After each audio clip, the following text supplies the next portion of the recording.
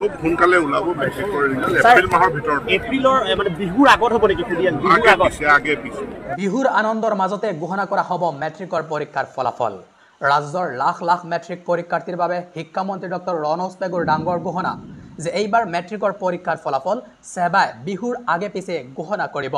আৰু আপোনালোকে এনে ধৰণৰ লেটেষ্ট খবৰ সদায় লাভ কৰাৰ বাবে চেনেলটো সাবস্ক্ৰাইব কৰিবলৈ নাপাহৰিব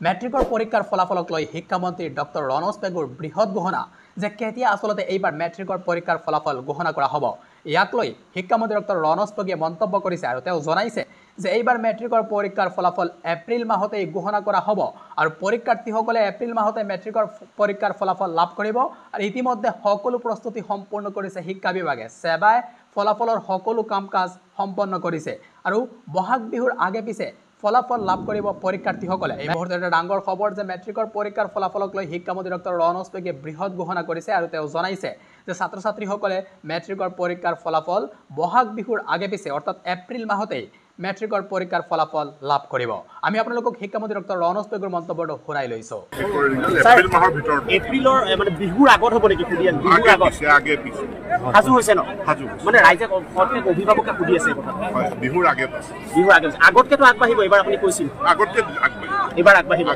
আমি এইটো মেছেজ দিব পাৰোঁ যে বিহুৰ ওচৰে পাজৰে হয় ওচৰে আনহাতে এইচএছৰ চূড়ান্ত পৰীক্ষাৰ ফলাফল শিক্ষা সংসদে কেতিয়া ঘোষণা কৰিব ইয়াক লৈ যদিও শিক্ষামন্ত্ৰীয়ে কোনো মন্তব্য কৰা নাই কিন্তু বিভিন্ন অথেন্টিক সোৰ্চৰ পৰা লাভ কৰা খবৰ অনুসৰি এইবাৰ এইচএছৰ চূড়ান্ত পৰীক্ষাৰ ফলাফল ছাত্ৰ-ছাত্ৰীসকলে মে মাহৰ মধ্যভাগতেই লাভ কৰিব আপোনালোকে এই খবৰটো সকলোকে শ্বেয়াৰ কৰি দিব আৰু যদি চেনেলটোত প্ৰথমবাৰৰ বাবে আহিছে তেনেহ'লে ছাবস্ক্ৰাইব কৰি ৰাখিব যাতে এনে ধৰণৰ লেটেষ্ট খবৰ সদায় লাভ কৰিব পাৰে